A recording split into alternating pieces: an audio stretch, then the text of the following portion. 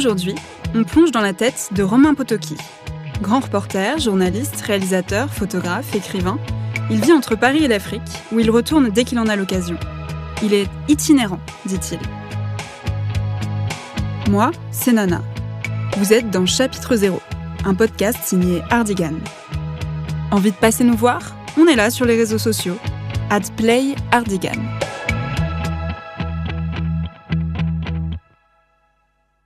Bonjour Romain, merci d'être avec nous aujourd'hui pour discuter de ton livre, Le Jardin dans le ciel, publié aux éditions Albin Michel et en livre audio chez Hardigan. Nous avons eu la chance de pouvoir l'écouter en avant-première et tout d'abord, qu'est-ce que ça fait d'entendre son livre prendre vie ? Sachant que l'exercice vocal n'était pas simple, peux-tu nous en parler ?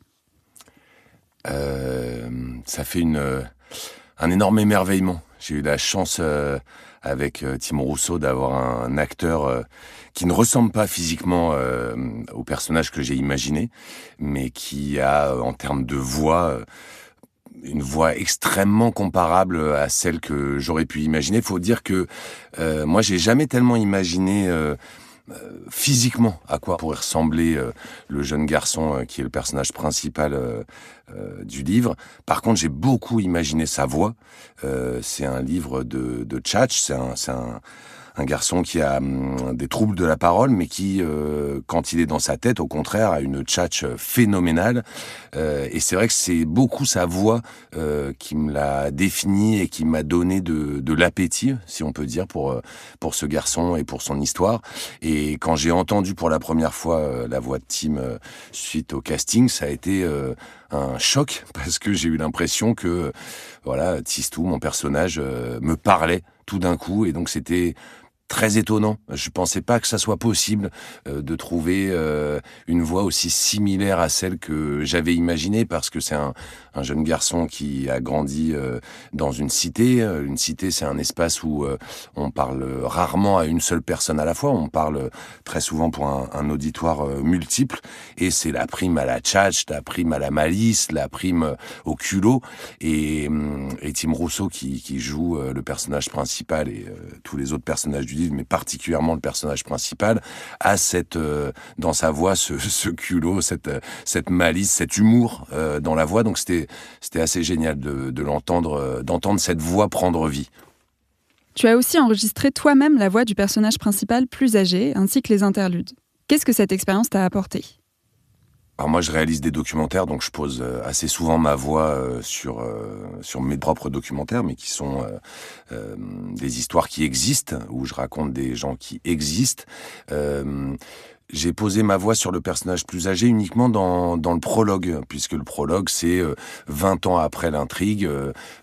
Ce jeune garçon a grandi, il est devenu marin, il revient devant cette librairie qui a joué un rôle central dans sa vie, et il trouve cette librairie fermée.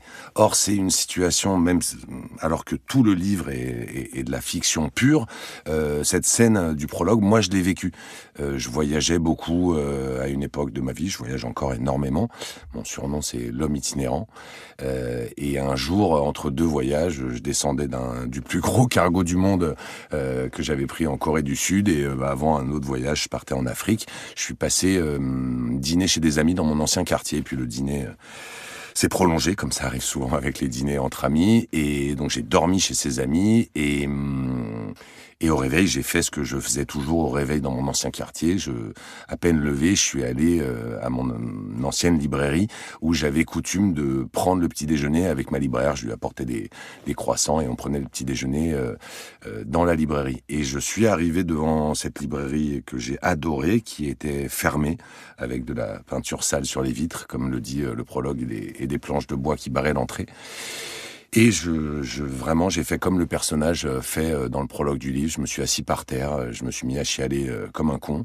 C'était vraiment une partie de moi qui venait de mourir, donc c'était très étonnant tout d'un coup de relire ce prologue parce que je me revoyais dans cette scène qui est encore fichée dans ma mémoire des années après, puisque ça fait 20 ans que cette librairie a fermé, 20 ans durant lesquels j'ai écrit ce livre pour rendre hommage à cette librairie et à cette libraire. Donc voilà, c'était un flashback assez troublant de dire ce prologue avec ma voix d'aujourd'hui qui, comme vous le voyez, est un petit peu plus grave que la voix d'un jeune homme de 17 ans. Le 22e étage, avec sa vue imprenable et son silence, apparaît comme un lieu de contraste avec la dureté de la cité. Est-ce une métaphore de l'évasion ou un espace de réflexion sur la condition humaine ? Alors c'est plus prosaïque que ça en fait. Moi j'ai commencé ma carrière de réalisateur de documentaires à la Castellane, dans les quartiers nord de Marseille, la cité d'où est originaire Zinedine Zidane. Et c'était une époque où je réfléchissais beaucoup à comment donner une autre image des cités que celle que donnent habituellement les médias, c'est-à-dire une image normalement de peur, de drogués, de gens dangereux, alors même que moi, ce que je voyais en y allant, c'était des gens de culture africaine, donc extrêmement accueillants pour l'inconnu, qui ouvraient les bras sans aucun souci. Et en réfléchissant à la réalisation et à comment donner une autre image de la cité, une des premières idées qui m'était venue et que je n'ai pas pu réaliser à l'époque, c'était d'amener des enfants de cette cité sur le toit de la cité et de leur faire voir à eux la cité d'en haut et de leur donner une autre image de cette cité. Il faut voir que la Castellane, c'est une cité qui n'est pas immédiatement dans Marseille, elle est dans ces fameux quartiers nord. Mais par contre, quand on est sur le toit des bâtiments, on a une vue imprenable sur la mer. Donc c'est vrai que tout d'un coup, la cité prend une autre dimension. Donc c'est vrai que j'ai pas immédiatement pu réaliser cette idée, mais moi, les toits des cités, où j'ai réalisé beaucoup de documentaires, c'est un endroit qui est extrêmement clé dans mon travail. Quand on réalise un documentaire, on a besoin de vue d'ensemble, et il n'y a pas meilleure vue d'ensemble que les toits d'une cité sur une cité. Donc je suis devenu ami avec tous les gardiens des cités dans lesquelles j'ai pu filmer, et puis je fais des documentaires assez longs, donc j'ai développé vraiment des grandes amitiés avec des gardiens qui m'ont accueilli à bras ouverts, et j'ai eu la chance, par confiance, de me retrouver très souvent seul sur les toits des cités, c'est-à-dire que le gardien, à un moment, en avait marre de m'accompagner, me filait les clés, me disait « Bon, quand tu redescendras, tu me les refileras », et donc j'ai passé des heures et des heures sur ces toits de cité à attendre une image, le vol d'un oiseau. Et alors même que, effectivement, quand on est sur la dalle d'une cité, c'est un endroit très affolé, plein de monde, plein d'interactions, plein de paroles. Une cité, c'est une grande concentration humaine. Tout d'un coup, quand on se retrouve sur les toits, donc ça peut être au 22e, ça peut être au 25e, au 30e étage, il y a des tours qui sont très grandes, on ressent un grand silence, ce qui est une denrée assez rare dans une cité, et effectivement une grande paix intérieure. Et quand j'écrivais le livre, c'est vrai que je voulais qu'à un moment ou un autre, ça passe par le toit d'une cité. Au final, les livres prennent des chemins qu'on n'avait pas forcément envisagés au départ. Et finalement, c'est devenu le lieu clé du personnage principal, ce lieu où il va cultiver aussi bien de l'herbe que des fleurs. Et ça va devenir aussi le titre du livre. Mais à la base, effectivement, ça vient d'une expérience très personnelle qui est que moi, c'est un endroit que j'adore, les toits des cités. Et effectivement, qui réclame parfois une assez bonne condition physique, puisque assez souvent, les ascenseurs sont en panne et personne ne vient les réparer. Dans la vie, tu es journaliste. Est-ce que ton métier influence ton écriture romanesque ? Y a-t-il des faits divers ou des événements sociétaux qui t'ont poussé à explorer ces thèmes ? As-tu mené des enquêtes de terrain au sein des espaces que tu décris ? Alors, il y a plein de questions dans votre question. J'ai pas mené des enquêtes de terrain pour le livre, mais j'ai beaucoup effectivement filmé dans les cités. Il faut voir que moi j'ai grandi dans les beaux quartiers, les très beaux quartiers, dans des quartiers où il y avait essentiellement des blancs, et j'ai eu la chance à 23 ans de tomber en Afrique pour la première fois à Ouagadougou, où je suis allé travailler pour la radio nationale du Burkina Faso. Et ça a été un changement clé dans ma vie. Il y a des endroits quand on voyage dont on se dit « Waouh, ils sont très beaux, j'aimerais bien y revenir ». Il y a des endroits où on se dit « Waouh, ils sont très beaux, j'aimerais bien m'y installer un jour ». Moi, quand je suis tombé à Ouagadougou, je me suis dit « Waouh, c'est très beau et en fait, je viens d'ici ». C'est-à-dire qu'on m'avait toujours reproché dans les beaux quartiers de rire trop fort, de faire l'amitié de façon trop directe, d'être trop en recherche de relations humaines profondes. Tout d'un coup, quand je débarque à Ouagadougou, je m'aperçois que c'est le quotidien de tout le monde et c'est ce pourquoi tout le monde vit et ce que tout le monde recherche. Donc c'était vraiment un choc phénoménal dont je me suis toujours pas remis. Je mets le pied sur mon continent dès que je le peux. Je suis ce qu'on appelle un blédard, quelqu'un qui est entre ici et là-bas, même si ma couleur de peau ne le laisse pas présager, puisque moi je suis d'origine polonaise, mon grand-père était de Pologne. Et la deuxième découverte, ça a été une fois rentré en France que, en fait, cette culture africaine, elle était accessible au prix d'un billet de RER, parce que en fait, dans les cités sont, j'allais dire, parqués, mais le mot est peut-être un peu fort aujourd'hui, mais il dit bien ce qu'il veut dire. Beaucoup de Français de culture africaine, et tout d'un coup, pour 2 €, je pouvais me retrouver en Afrique sans avoir besoin de traverser la Méditerranée. Donc c'est vrai que c'est des espaces où je me suis senti tout de suite extrêmement bien, alors qu'on les décrit de façon extrêmement péjorative et négative dans les médias.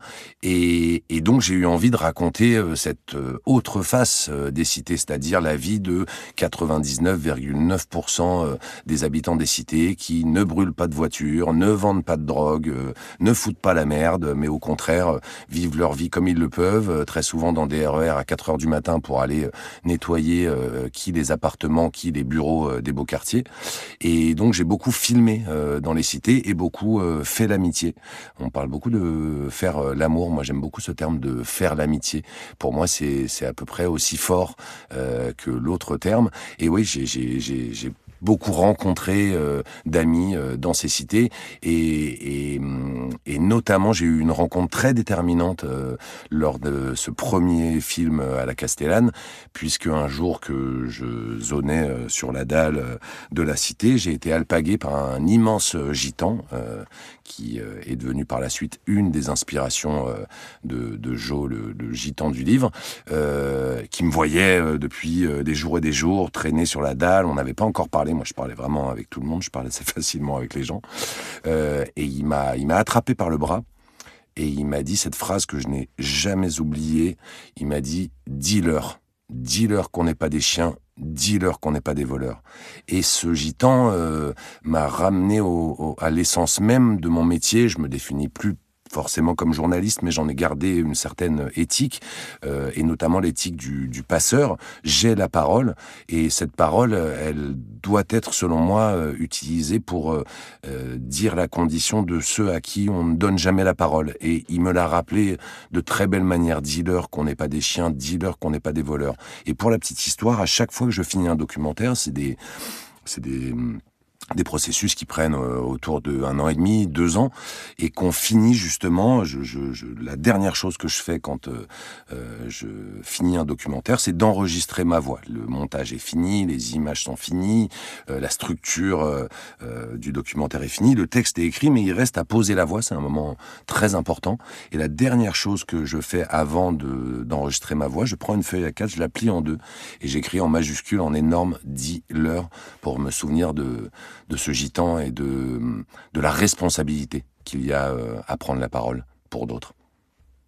Ton texte évoque des ambiances très visuelles et cinématographiques. Y a-t-il des films ou des réalisateurs qui t'ont influencé pour construire l'atmosphère de ton récit ? C'est drôle, j'en parlais avec un ami l'autre jour. Il y a un film qui m'a certainement influencé, même si c'était pas forcément de manière consciente. Moi, je suis un grand fan de Jarmusch, et notamment de ce qui est pour moi son plus grand film, à savoir Ghost Dog. Bon, qu'il a un peu pompé sur le samouraï de Melville, mais on le dira pas. Et dans Ghost Dog, effectivement, il y a ce personnage qui est au milieu des autres sans que personne le remarque, et qui vit la plupart du temps sur le toit d'un bâtiment où il relit toujours le même livre, La Voix du samouraï, en élevant des pigeons, et dans un truc très métaphysique. Voilà. Après, il y a plein de films de cité, depuis La Haine jusqu'à, je sais pas, Ma cité va craquer, Banlieue 13. Moi, je suis très très fan des films de cité. Donc ouais, ça m'a forcément beaucoup inspiré. Et puis moi, c'est vrai que je réalise des documentaires, mais j'ai la petite particularité de les filmer aussi. La plupart du temps, les réalisateurs travaillent avec des chefs opérateurs. Moi, j'aime tellement faire des images, puis c'est ma formation première, que je filme aussi les films que je fais.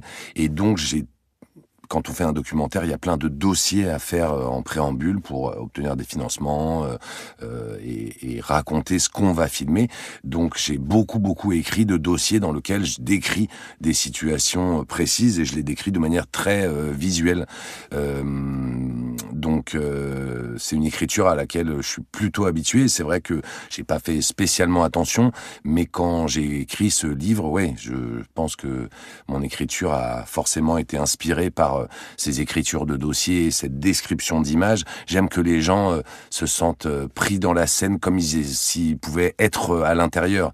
Et plus elle va être synégétique, cette écriture, plus, selon moi, les lecteurs vont se retrouver catapultés dans la scène et vont la vivre de manière très intense. Ce qui était, là, pour le coup, mon but très précis. As-tu une playlist dédiée à l'écriture ? Ou des chansons qui te rappellent ton roman et ses personnages ? As-tu des titres à conseiller aux lecteurs ? La question infinie. Moi, j'écoute de la musique dès que je me lève, jusqu'au moment où je me couche, j'en écoute en permanence. Dans le cas du livre, c'est un peu particulier.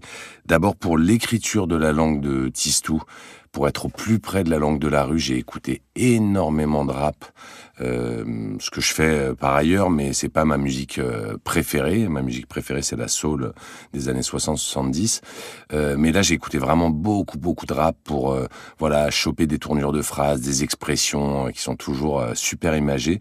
Donc une musique à conseiller en termes de rap, je dirais ODD de PNL, dont le clip est quand même génial parce que c'est deux frères qui viennent des cités, qui ont cartonné dans le rap et qui se sont permis pour ce clip de se louer la Tour Eiffel, donc une sorte de jardin dans le ciel, et le clip commence, ils sont tous les deux assis en haut de la Tour Eiffel, et le début de la chanson, ils disent « bas les couilles de l'Himalaya ». C'est-à-dire tu loues la Tour Eiffel, le symbole ultime de la France, alors que t'étais tout en bas, et quand t'es tout en haut, tu dis « bas les couilles de l'Himalaya ». Donc ça m'a fait vraiment beaucoup rire. Après, j'ai beaucoup de musiques qui m'ont aidé à écrire. Moi, j'écris en musique. J'écris en musique d'une façon un peu particulière, c'est-à-dire que je me mets toute ma bibliothèque musicale en aléatoire, et quand je trouve la chanson qui a la couleur d'une scène, je me la mets en repeat, je la répète encore. Je peux l'écouter 6 heures durant.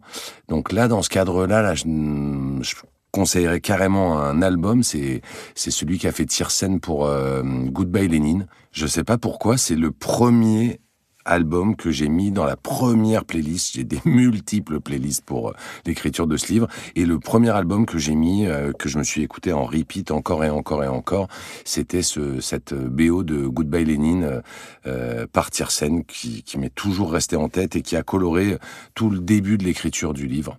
Après, si je dois conseiller à n'importe qui aurait pas écouté de la musique jamais dans sa vie, d'écouter quelque chose, ça serait Aretha Franklin. Je peux écrire n'importe quoi sur Aretha Franklin, je peux danser jusqu'au bout de la nuit sur Aretha Franklin, et là je conseillerais son live at Fillmore West, qui est vraiment un des plus beaux lives de la soul que je recommande énormément.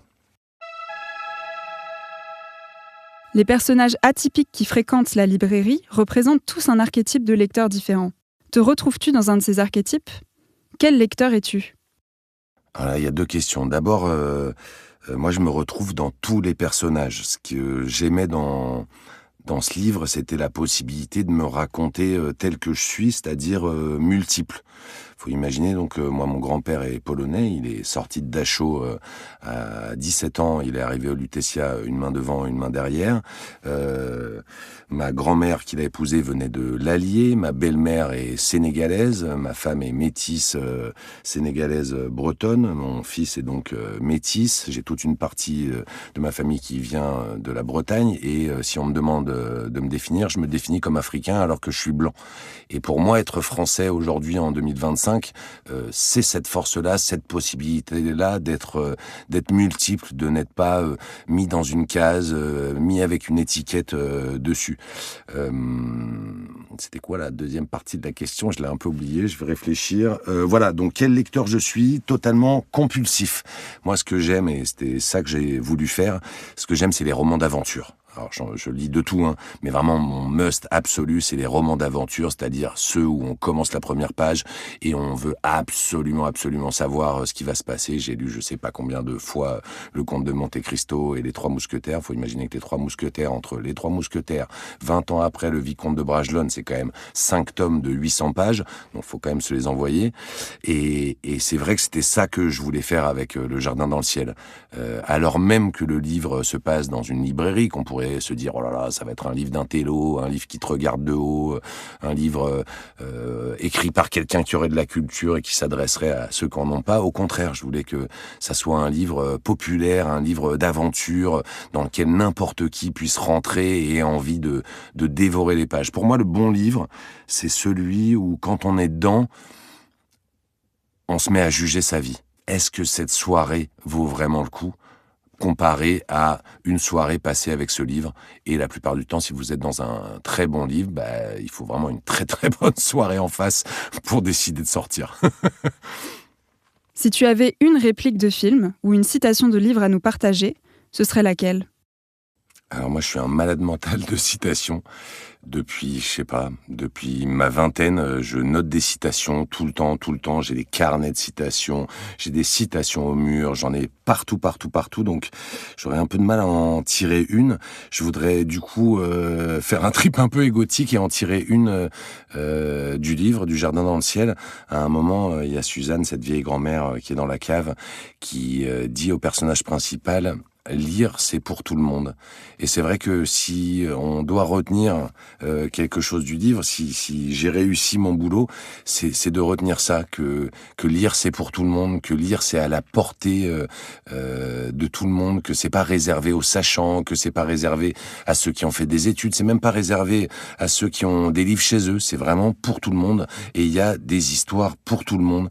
Et j'irai même un peu plus loin, parce que dans ce livre, je parle beaucoup de poésie, qui est quelque chose que les gens fréquentent un petit peu à l'école. On apprend des poésies par cœur quand on est petit, puis après, la poésie disparaît de nos vies. Or, il se trouve que moi, j'apprends encore aujourd'hui, j'ai 47 ans, j'apprends encore beaucoup de poésie par cœur. Ça me permet d'avoir toujours une sorte de bibliothèque personnelle avec moi. Donc, c'est pas une citation que je vais dire, c'est un tout petit poème de Rimbaud que je connais par cœur depuis très très longtemps et que j'adore. Et le fait de l'avoir en moi, le fait de me réciter des poésies, c'est une manière de déguiser l'esprit d'enfance en moi, de rester un gamin, de rester émerveillé par le monde. Donc je vais finir avec une citation un peu plus longue qu'une phrase, c'est 2 fois 4 vers. Un poème qui s'appelle Sensation. Par les soirs bleus d'été, j'irai dans les sentiers, picoté par les blés, foulé l'herbe menue. Rêveur, j'en sentirai la fraîcheur à mes pieds, je laisserai le vent baigner ma tête nue. Je ne parlerai pas, je ne penserai rien, mais l'amour infini me montera dans l'âme et j'irai loin, bien loin, comme un bohémien, par la nature, heureux, comme avec une femme. On accueille maintenant Tim Rousseau, le comédien qui interprète le personnage principal du roman, Tistou. Bonjour Tim, tu nous as tous impressionnés avec ta lecture. Le personnage que tu interprètes fait face à une réalité très dure et souffre d'un problème d'élocution. Était-ce difficile de rentrer dans la peau du héros Tistou ? Comment as-tu travaillé ce rôle ? Alors, pour rentrer dans la peau du héros, il y a quelque chose où c'est pas forcément si compliqué que ça, parce que c'est quand même une histoire, malgré le fait que c'est pas dit dans le roman, qui se situe à Marseille. Du moins, on le comprend. Et moi, je suis un jeune Marseillais, j'ai grandi là-bas, et il y a un truc où je me reconnais assez dans le personnage. Et pour ce qui est du travail, alors là, il faut demander à Jean-Christophe, parce qu'il y a 3 semaines, je l'ai appelé, et je lui ai dit « Ouais, je pense que je vais travailler les voix, j'aimerais bien faire appel à un coach vocal que je connais. » Et il m'a dit « Non, ne travaille pas. Fais confiance au réalisateur qui aura sur le projet. » Voilà pour ce qui est du travail en amont. Avec ce personnage, tu as été au plus proche du héros. Quelle est, selon toi, sa plus grande qualité et son plus grand défaut ? Alors, sa plus grande qualité, c'est qu'il est rempli des... Comment dire ? Il est rempli de toutes les meilleures des volontés, et lui-même, il l'ignore un peu, quelque part. Et c'est ça qui est magnifique, c'est qu'en fait, c'est un personnage qui a tellement de chemins possibles pour évoluer, et il choisit le chemin des mots, de la lecture, de la culture, de la littérature, et c'est magnifique, et c'est ça qui lui permet de se déployer pleinement. Et un de ses pires défauts, en vrai, moi j'ai envie de dire, c'est sa qualité, c'est qu'il a grandi en cité, c'est ce qui l'a rendu comme ça. Et c'est cet aspect un petit peu paradoxal entre justement ce monde-là de la littérature et cette librairie, et cette chose-là qu'il a de vrai au fond de lui, de terre à terre, de brut, de finalement très petit mec qui vient de la rue. Et je trouve que c'est cette complémentarité-là qui fait à la fois son pire défaut et sa meilleure des qualités. C'était Chapitre 0, un podcast signé Hardigan. Envie de passer nous voir ? Retrouvez-nous sur les réseaux sociaux @PlayHardigan.